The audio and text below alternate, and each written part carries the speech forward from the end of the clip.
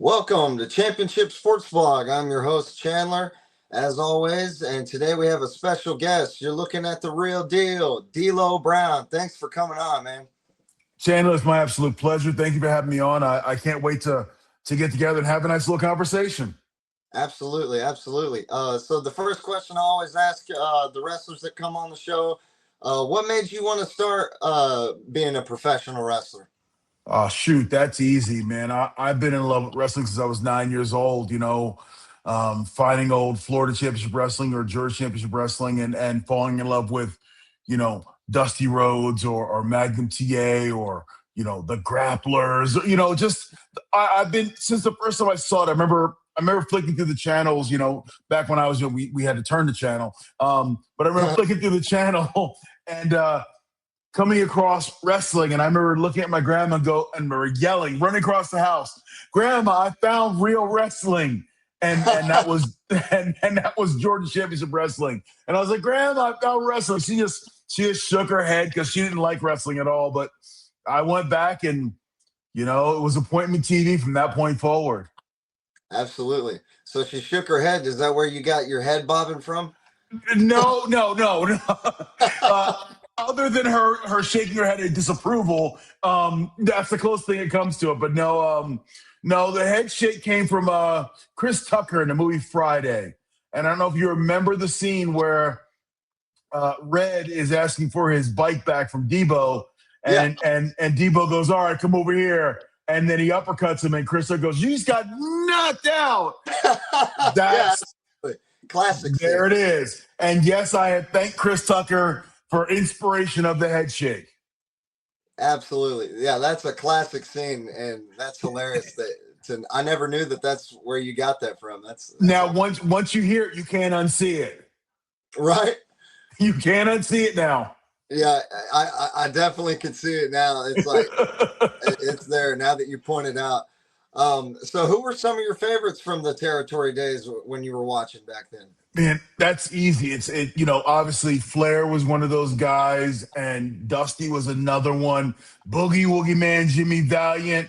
Then you move forward, then there's Magnum TA and the Rock and Roll Express and Ron Simmons. Like, those were the guys. Arn Anderson was another one that I loved. And those are the guys that I really gravitated towards. And I was lucky because I got where I was in my part of New Jersey. I got television, networks from New York and Philly. So I got to see everything from world class to Mid-South to Georgia to Florida to the AWA and, of course, the WWF. So I got to see it. I got all of it. I even got some on the odd occasions. I remember getting Hawaii Championship Wrestling, the Rocky's grandmother's promotion out there. So I remember seeing that, So, yeah, no, there were so many guys who made me really want to do this. I mean, it's just from the point I saw it, I was just captivated by it. Yeah, and it shows in your work too, and the WWF. You had a lot of great success, a lot of great moments, and one of them I wanted to point out is SummerSlam 1998. It goes down to me as one of the most underrated SummerSlam matches you had with Val Venus for the European title. Tell us a little bit about your memories of that and anything you would like to share about leading up to that. Well, that match, it was important on a lot of levels because at the time that was the company's most important pay-per-view. That was pretty much the launch of Attitude. Steve Austin was getting anointed, and to be two young guys with myself and Val and to be given 20 minutes to open the show and go set the tone for the show. The most important event we're going to have, you two young kids go set the tone. And I remember Val and I were excited about the opportunity, the possibilities, and we wanted to go out there and deliver our absolute best. And to this day, independently of each other, we both feel it's one of our favorite matches that we've ever been part of. So I hold it in high regard. I love that match for one particular reason. In that match, I got a D'Lo and a D'Lo sucks chant from the New York City crowd. So that means they actually cared about me They either liked me or they hated me, but they had an opinion, so I was very happy. You got chance from both sides of the spectrum Both there. sides of it, man. I covered everybody that night. So, what was your relationship like with Val Venus back in the day?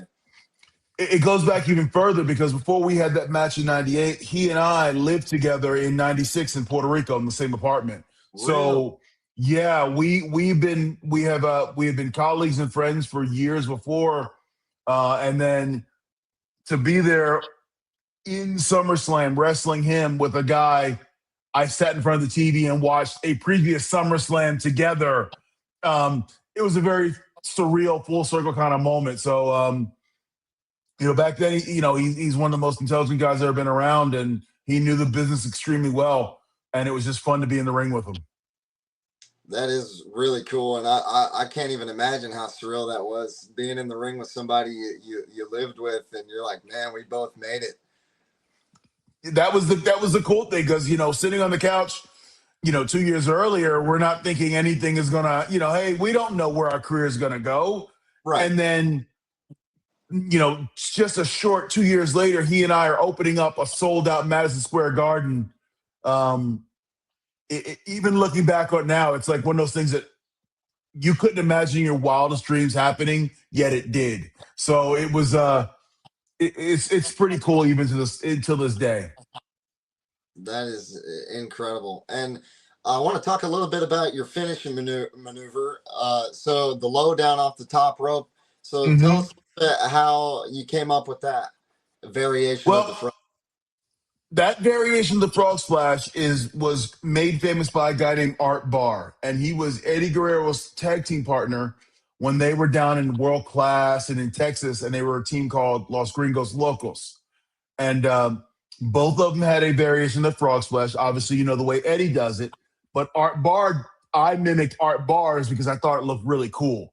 And it just looked different, and it really looked like a frog jumping. And at the time, being a bigger dude and not at that time in wrestling, guys my size didn't go to the top rope.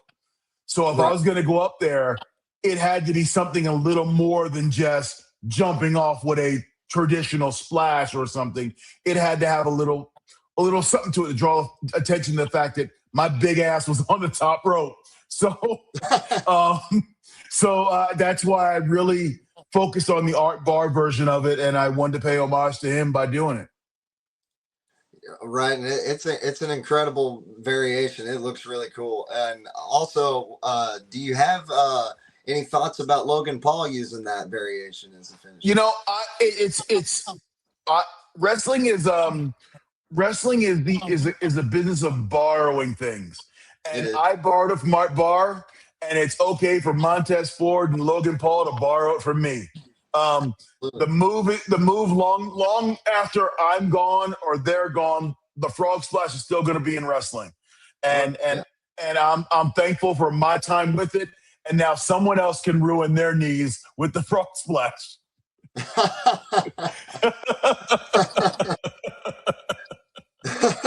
So another time in your career I was going to talk about. It's a very memorable part of your career when you were the Eurocontinental champion. Yes, sir. You defeated Jeff Jarrett to become the Intercontinental Champion.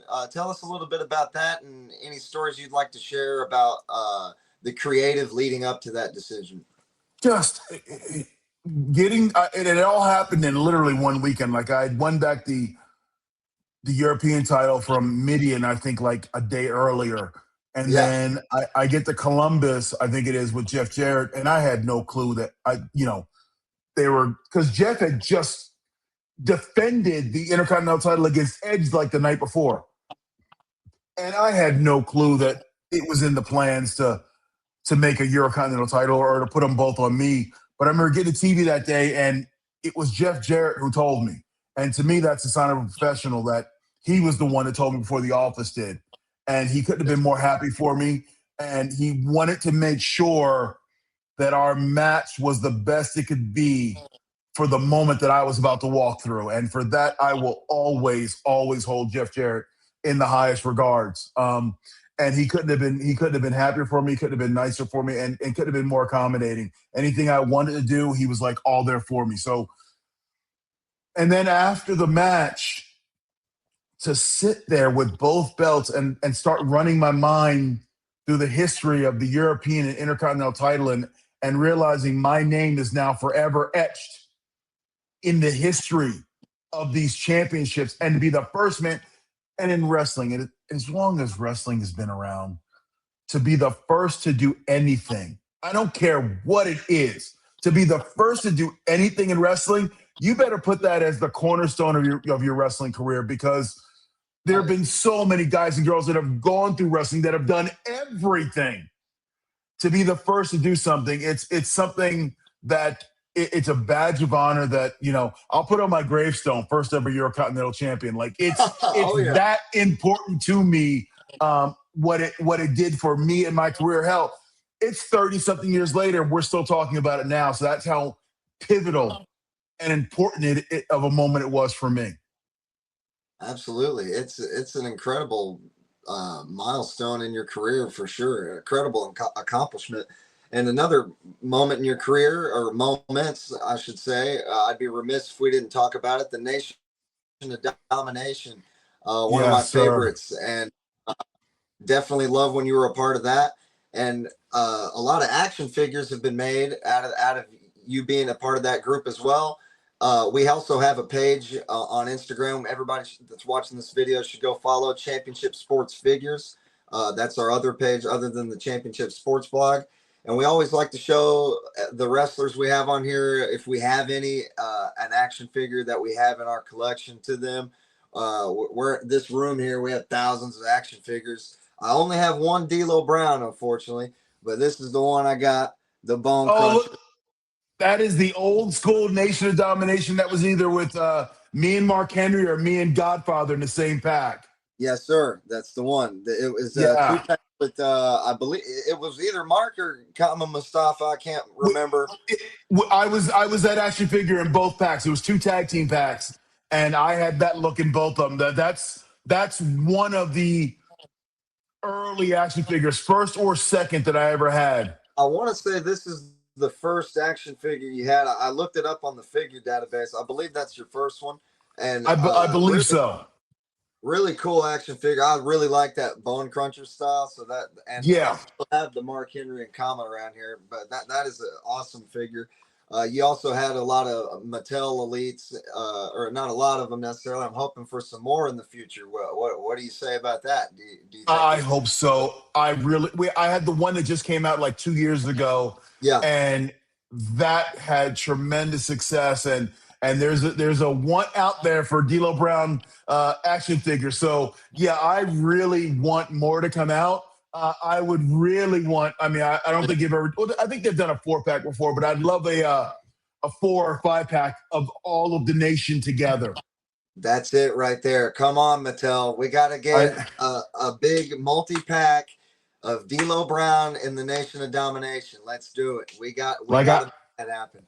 I think that's like the holy grail. Like I'm waiting because I've had people go, yes, now that you're here, I can assemble the nation. But I think collectors want that nation pack together.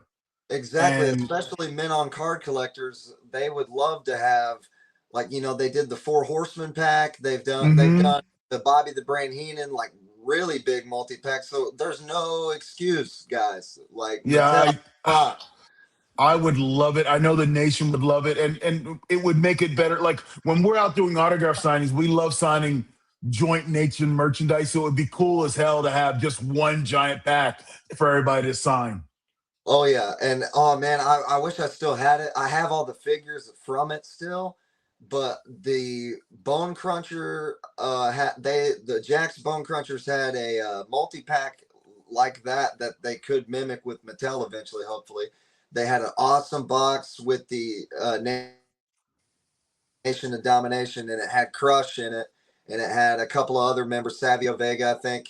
Mhm. But that box was really cool. They could do something along those lines. But what is your favorite action figure of yourself? I think it's the one that came out in like 2017 that had the European title with it. That It one's had the sick. chest protector in Europe, and like I just think that I'm so linked to the European title that it if it's not there with me, it feels like something's missing. So Yeah. that Don't one think is one of about my it. favorites. Look, she's right over my shoulder, right there. Oh yeah, gotta have it. There she, there she. She's always always with me. He keeps the European title on him, folks. I love it. And as far as the action figures, we definitely hope to see some more D'Lo Brown, absolutely. And there's no excuse we shouldn't see a Nation of Domination pack coming. And all of you guys in the Nation, like Mark Henry and like everybody is in good terms with WWE, I would assume. So there's no reason it shouldn't happen. But No, we're all in good standing with the company. So hopefully, fingers crossed, one day it happens. I heard that. And another moment in your career, and another time in your career, I should say, we'd like to talk about is your early stages of TNA run around 2002, I want to say. Hmm. You going there, you mentioned Jeff Jarrett earlier and how much respect you have for him. Did that, have anything to do with you wanting to go and try things out over there? That played a lot into it because when I left the WWE in 03, 02, 03, I had options but I wanted to really go down and try to help the young company of TNA Right. kind of get off the ground. So I made my way down there and luckily enough I got teamed up with this young kid. I don't know whatever happened to him, but this young kid named AJ Styles, he really impressed me. He really impressed me in his matches with me, and I thought that kid had a lot of potential to do something in the future. I don't know whatever happened to him, but I hope it all worked out for him. The phenomenal one, AJ Styles. Just Phenomenal. retired. One of the greatest competitors I've ever been in the ring with, and I want to tip my cap to AJ for a tremendous career. Um, he won out on top the way he came in. He's simply phenomenal. His name says it all, and I'm talking about the human, not the wrestler. So AJ Styles is one of the good guys out there, and I couldn't be more pleased for his career and where it's taken him. Just amazing. And a lot of people might not have known that you got to work with him so early on in his career. That is so awesome to hear. And nobody ever has anything bad to say about AJ Styles. So AJ Styles is one of those guys that if you have something to say bad about him, I question you instead of him. exactly. That's AJ Styles. If it's he's in a very rare, he's in rarefied air of guys that I don't know if has any detractors in wrestling. Everyone's Right. always got someone who doesn't like him. It's like Jimmy Hart, AJ Styles, Teddy Long. Everybody loves them. Oh yeah. Yeah, I love Jimmy Hart. I was lucky enough to be able to get to meet him. I was younger, but he's an awesome dude. And you mentioned you left the WWE early around that time when TNA was getting started. Do you Mm-hmm. have any memories of why you left the WWE? My contract was coming up, and it was just time for a change. We had both grown apart from each other, and the wrestling world was a lot bigger than the world I was living in WWE land. And so I wanted to go out and explore the world, and that's why I went down to the TNA and spent a lot of time in Japan and got to tour the world. I mean, I've always wanted to be that guy who was like Ric Flair, who was a touring wrestler who could be in Paris one night and Tokyo the next, and Poughkeepsie, New York the third night. So that gave me an opportunity to do that. The real deal, European champion. That's what a real European champion should be all You, about. you damn right. You damn right. Absolutely. And you mentioned Japan there. You worked in All Japan Pro Wrestling. Am I correct? Yes, All Japan. I wrestled in All Japan, Pro Wrestling Noah, and New Japan. So I've done all three at some Oh point. wow, Yeah, that's awesome. That is awesome. I'm one of the few Americans to accomplish that, to wrestle in all three promotions. Wow, yeah, that's an incredible feat.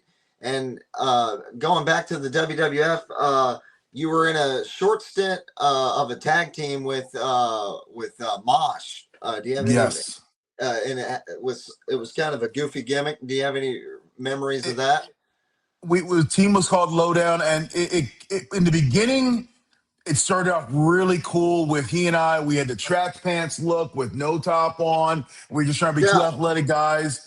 And then all of a sudden, Vince McMahon got the idea to have Tiger Ali Singh be our manager, and we had to become sympathizers and convert over and become Sikh, and it was weird. It was a I bit. went from being eurocontinental champion to dressing like Aladdin overnight, um, and it was a bit weird and surreal. And uh, other teaming with Chaz was great. Other than that, it was one of the low points of my wrestling career because I'm not that character who's going to be just wearing a turban. That's just not me. Yeah, absolutely.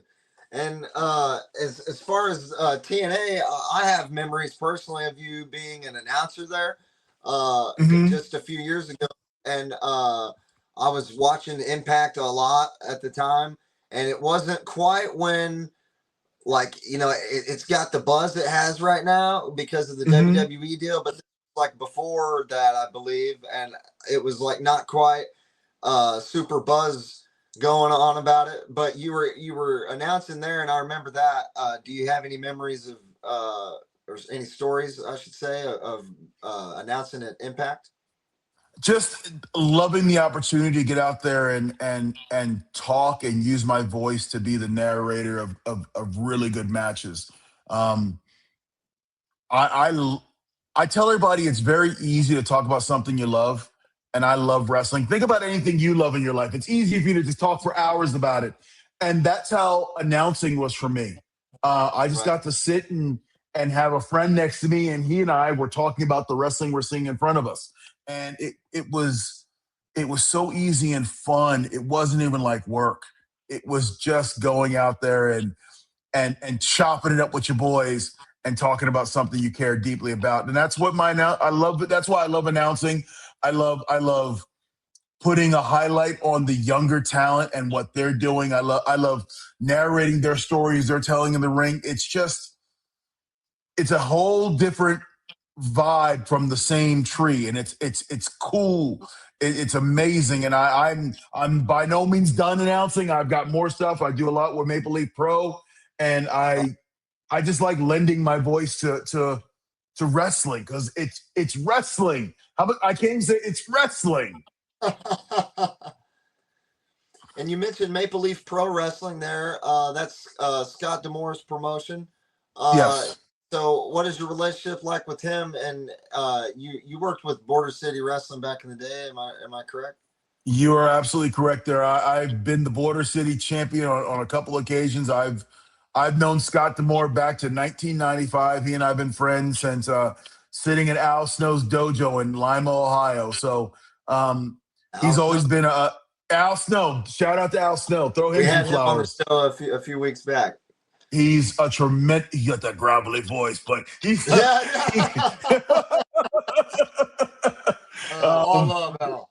all love to Al Snow. I love him to death. But yeah, Scott and I have known each other since Lima, Ohio, and we've been great friends ever since. And he every time he finds success, he tends to bring me around to help out with the product. And Maple Leaf Pro is no different. And I'm looking forward to Maple Leaf Pro is going to be in Vegas for WrestleMania week, and going to have two nice quality events there, and just looking to spread the word of what Maple Leaf Pro is, and hopefully Maple Leaf can get its distribution deal where it needs to be, so it can become not only a national product here in America, but as well as Canada. So I mean, it's an uptick for Maple Leaf Pro right now, and it's good things coming ahead. And I'm very thankful to be part of it on the ground floor. Absolutely. Another question I got for you. It's TNA related. What are your memories of the Aces and Eights faction? And tell us a little bit about your time with that. My second favorite time in wrestling behind being part of the nation. Wow. Got to be around some cool guys, got to hang out, got to cosplay as Sons of Anarchy, and create some really cool stories. And to have the intrigue of becoming the vice president, but being undercover VP, and then finally get revealed was cool. It's I remember being in Chicago, and we walked out one time. We're supposed to be the heels, and Chicago lit up and cheered for us, and I was like, oh, we people like the Ace and Eights, and it was it Oh was yeah. it was nice to be part of it. And Still talk to all the boys to this day, and it was a fun time. That's awesome to hear. And wow, I'm glad to hear that you enjoyed it so much. And we enjoyed watching that. And another memory I've got of watching you on my TV is when I was a kid, I was watching Raw, and it's like 2007, 2008 time period, I want to say. Mm-hmm. And I remember I got this magazine when I was a kid, and it had like all the, like, it had these roster pages in the magazine, and you were on the Raw roster page. And I always remember, like, oh, that's D'Lo, because I had the N64, so I knew you from the N64 playing No Mercy and all that, and watching old Attitude Era tapes. So I was like, oh, I haven't seen him, and you popped up on Raw. Tell us a little bit about that time period of working with the WWE. Well, it's after I spent a little time in Japan that I finally made my way back there, and we had some good ideas planned. It didn't work out. We didn't fit together anymore. I was more of I liked the freedom of what my own interpretation was. Like, I could do my own thing in the ring as opposed to the way the company had become, where it was more structured and laid down. But it was great to go back there. I re-debuted in Chicago, my favorite city on the freaking planet. And that was great. And I got to have, some really good matches with, some cool guys, Santino Marella, a lot of cool guys. And then I got to act as a mentor for about 6 months to a lot of the boys. And that's really that time is what really triggered my want to become an agent / producer backstage, because I spent more time in that 6 months helping other guys put their matches together than I did my own. And that kind of let me know, all right, maybe there's another path I can take. And I'm starting to get older at this point, and the legs don't have the froggy jump in it as it used to. And Sure. I was like, well, my brain can work forever. My body can only go for so long. So why don't we start transitioning over? And that's when I started slowly transitioning over to the agent role. And do you see yourself becoming an agent for the WWE anytime soon? I'd like to. It's always an opportunity. It's always a potential. I'm not pushing for it at this point. I haven't asked or made a phone call, but I just like giving back to the young talent and giving them some of the advice to help them avoid some of the pitfalls that guys in my generation fell into, and help their learning curve, quicken their learning curve. So if the opportunity presents itself, I would jump at it. I would do it in a heartbeat, and I would have fun with it. And I fancy myself as a teacher at heart. So it would be kind of cool. Absolutely. A picture I got to ask you about that I started going viral a couple weeks ago. It was a picture of you and The Rock playing SmackDown. I want to say Shut Your Mouth or something of that nature. Yes. Tell us your memories of that, and are you a big video gamer yourself? I'm a huge gamer. I play everything from Madden to Hitman to Age of Empires to you name it, I play it. And I remember it was a photo shoot and Age of Empires, bro. I was just playing a little while ago. Yeah, love that game. Spent hours on that. Could lose a whole day into playing that game. It's so good. But it's addictive, and you're like, I got to attack these Huns right now. But yeah, that photo was a shoot that Rocky and I did for the video game, and as compensation, we both got N64s. So I was happy. I didn't care about anything else. I got an N64 from Nintendo. Well worth it. Yes. And so, we used to play video games in the car too. Like in 98, when they first came out with the portable screens for the PlayStation. I think it was PlayStation 2 at the time. And in the car, I think it was like 98, 99, it would be myself, Stevie Richards, and Kane. And we had it plugged in. So we had a converter so you could plug it into the cigarette lighter. We ran the box to the back seat. 2 guys sat in the back. 1 guy drove, and the loser of the game had to switch place with the driver. So that's how we would kill our road trips off, is loser would drive and if you won and you kept winning, you sat in the back the whole damn time. You didn't have to drive. So that was the bonus. So we would do that. And then another time we would rent hotel rooms and we make sure that if there were 4 rooms, they all had to be directly across from each other because we would run Ethernet cable out to the hallway, hook up a hub so we could play Call of Duty as a Hell yeah. foursome. And this was before there was online stuff, Right. or we'd play whatever. I think it was SEAL Team 6 might have been the game at that point. Hell yeah. And I think that was the game that we would just get there, and again we get to the gym, we do the show, you grab some food, got back in the hotel, you're eating the food as you got the controller in your hand, and we're out there attacking an enemy facility. So we were that first group of guys who brought video games into the locker room, to the consternation of the vets who were in the locker room. They didn't like it too much. I could see that. Was Kane any good at the video games? Kane was damn good at Madden. Really? Like, I hated him for being so good. I hated him. He would call your play out sometimes. You're like, don't run that dive, man. I'm covering it. What are you talking about? I'm not running the dive. Yeah, no, he was a good gamer. I couldn't imagine losing or beating Kane on the, like you said, you guys were having to, the loser had to sit in the back. I couldn't imagine pissing Kane off and beating him over and over, and him his big ass having to sit in the back. You made sure if he lost in a drive, you got in the passenger side so you weren't behind him, because he would push his chair all the way back so you'd be pinned like this because he's getting even with you because he had to drive. Glenn Jacobs, everyone. Oh man, that is hilarious. Oh man, do you have any other road stories you want to tell us about? Man, we had so much. Okay, I'll give you one. Now, kids, don't try this at home. And given the time, yes, it was crazy and we shouldn't have done it. We used to do this stuff called Road Wars.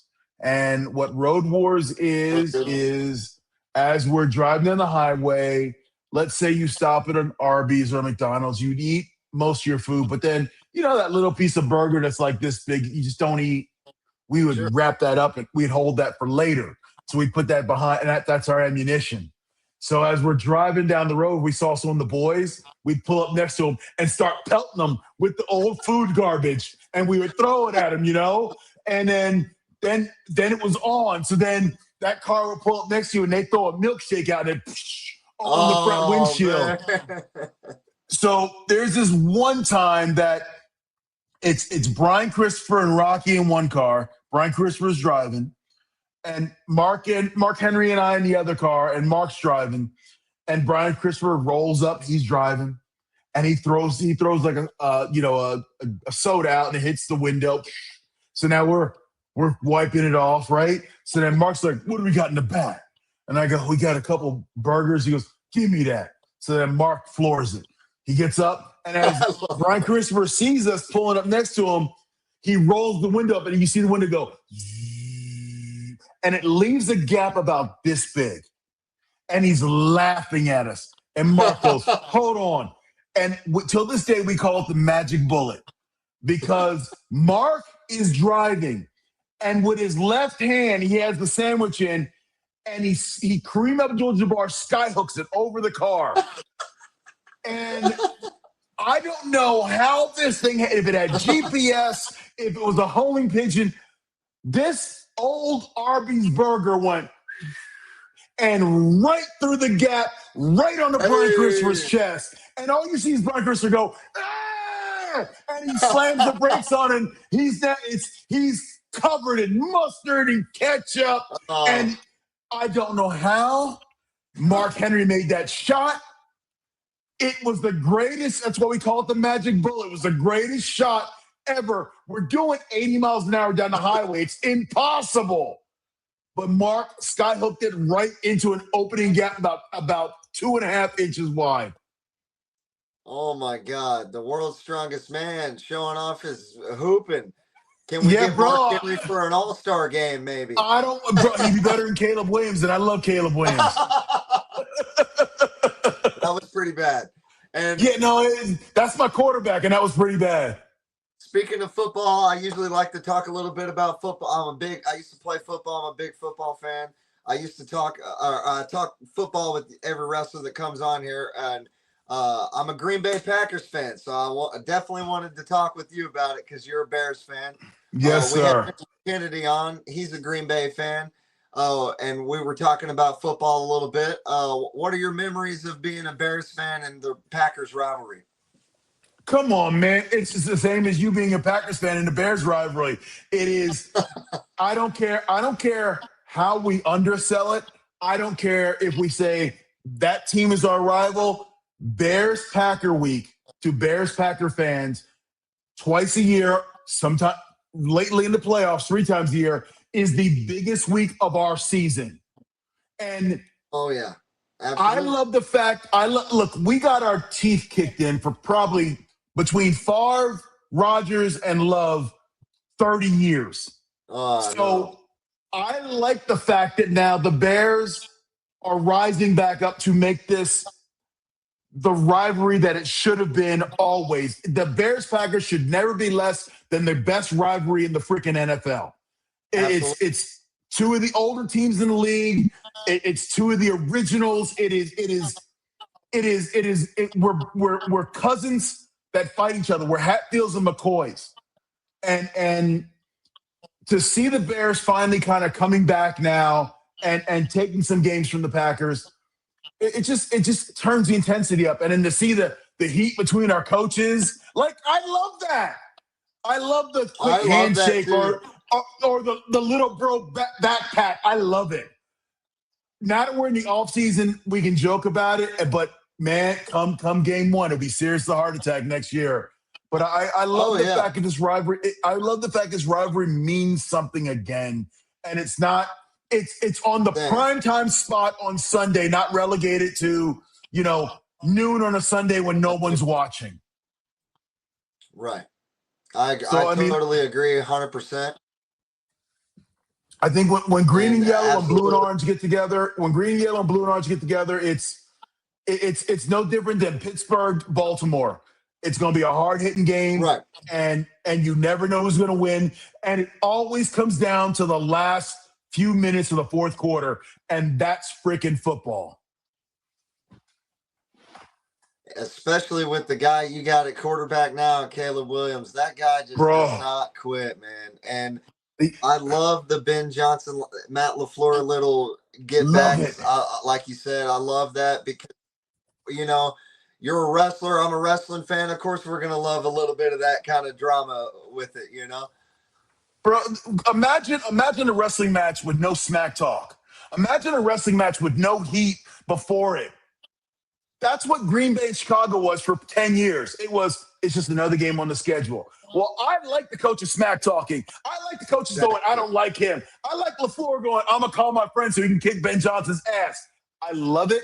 Let's get more of it. Hell, let's turn it up so the whole league can mimic it because that's what draws ratings. The Packers Bears game for the playoffs, one of the most watched playoff games in the history of the NFL. Why? Packers Bears. Absolutely. Yeah, I agree with you 100%. And I was lucky enough. I finally went to my first NFL game. I went to the Green Bay Dallas game this Okay. past year where they tied in overtime. And Yeah. my goodness, man, cool experience, amazing experience. But I couldn't even get a win. Couldn't even get a loss. I had to deal with a tie. It was terrible. Well, I got to tell you, the only other team that bothers me as much as the Packers is those damn Dallas Cowboys. So, as a Bear fan, Same here, man. I was quietly giggling when you tied them. That other than the Bears and the division teams, the Yes, Cowboys are 100% the team I want to beat every year. Like that's the team I I want to beat. when I see them on the schedule, I I I I don't care if I go 3-14. As long as it's 2 wins against the Packers and ones against Cowboys, I'm good. I'm with you there. I have a deep hatred for the Cowboys, and You would think I wouldn't. I'm from Arkansas, so there's Jerry Jones is from Oh Arkansas, yeah. so there's a lot of people around here that love the Cowboys, and I just am not one to hop on the bandwagon. So I was like, I can't. My hate from the Cowboys comes from, it growing up on the East Coast, and I grew up near the Eagles and between the Eagles and the Giants. So Eagles were playing the Cowboys or the Giants were playing the Cowboys, or the Cowboys were the standalone national game. Because back in my day, you only got two games every week. You got your home local team, then you got your 4 o'clock game, and it was always the damn Cowboys on the 4 o'clock game, and I got tired of them. And when they started calling themselves America's team, and I'm like, you're not Uh, America's team. And right. yeah, just come It's on, awful. man. And you were talking about those road stories, and God, I can't stop thinking about Brian Christopher getting that thrown on him from Mark Henry.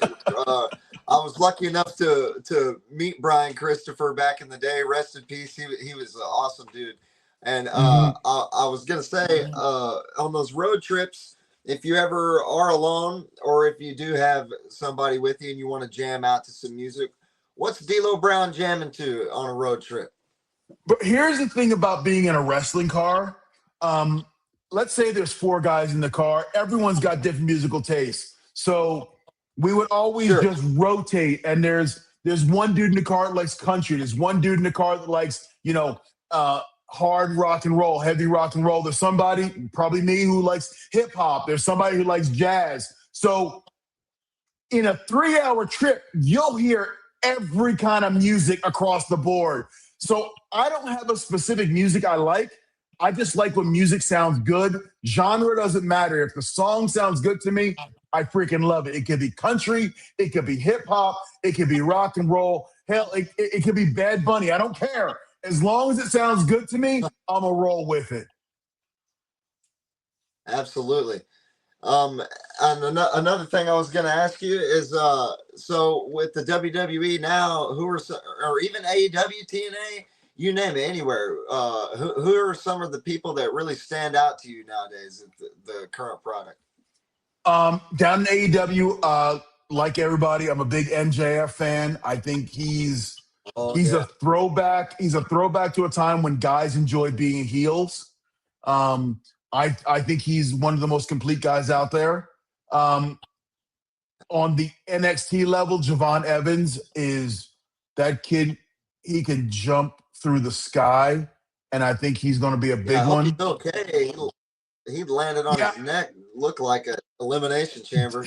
yeah. I hope, being young, he's bouncy. I hope. We'll see. Yeah, yeah. But I think but he's another one I keep an eyeball on. And the young, I don't call him a kid, the young man I really, really think is going to have the world on his shoulders is Obafemi. Like That dude. I look at him like I looked at Roman Reigns back in 2012 when I was like, that's a puppy with big paws. And when he grows into his big paws, he's gonna be badass. Hell yeah. Yeah, I Yeah, think I that think dude is a Obafemi. monster. Yeah, he could be that dude. I think he could be him. And I look at Obafemi on the same level as I see a Braun Breaker. Like that's a WrestleMania main event in a couple years. Oh yeah, and I think maybe Obafemi maybe answers Brock Lesnar's open challenge at WrestleMania. Maybe that's That what we would be see. if Oba is the one to send Brock Lesnar away. What a tremendous rub! What a tremendous opportunity Brock would be given to Oba, and it would be Well, that would be the thing that elevates Oba to the next level is getting a win over a dominant superstar. So I literally Oba like when he one of the few guys where if I'm flicking through the channels and Oba's walking to the ring, boom, channel stop. I'm sitting back and I want to see what the kid's gonna do. absolutely, I agree with that 100%. And I think he's no doubt a future world champion. And one guy I do want to give a shout out because, damn it, WWE, you got to let this happen. Put the belt on my boy Trick Williams. This man Bruh. so over Dude, right now. dude, talk about aura farming. Trick Williams he's it. Like that dude, I've not seen many guys that young to have a complete package so quickly. Like he's got it from his look, from his work, from his charisma to his ability to connect with the crowd. Like he's a complete package on day one. And guys like I'll go AJ Styles, Kurt Angle, like that's the rare air you live in when you're complete package on day one. Absolutely. And for all them haters out there, I ain't gonna say no names, but we know who they are that were saying Booker T was a bad announcer or whatever the hell it was. That man Bruh. helped Trick Williams be this aura farming guy he is right now just by humming along to his theme song. So And whoop no that Booker trick, T hate. whoop that trick, yeah, whoop that trick, Yeah. whoop.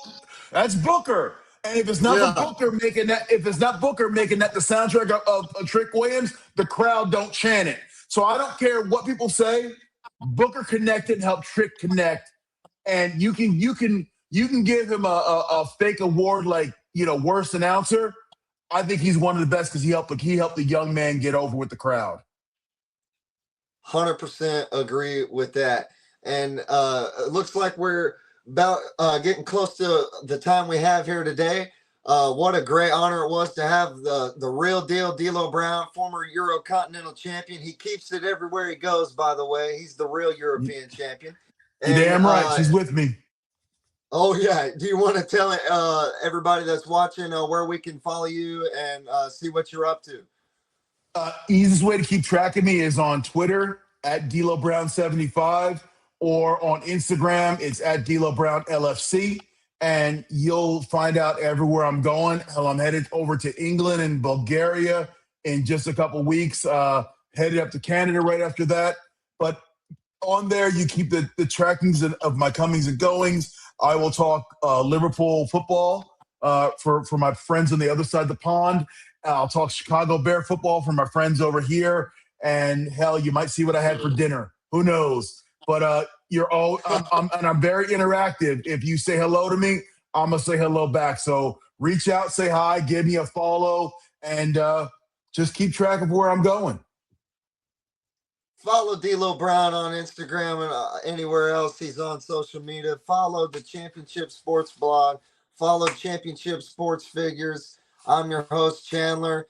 What a pleasure it was to have D'Lo Brown on. Thank you so much once again, man. We out.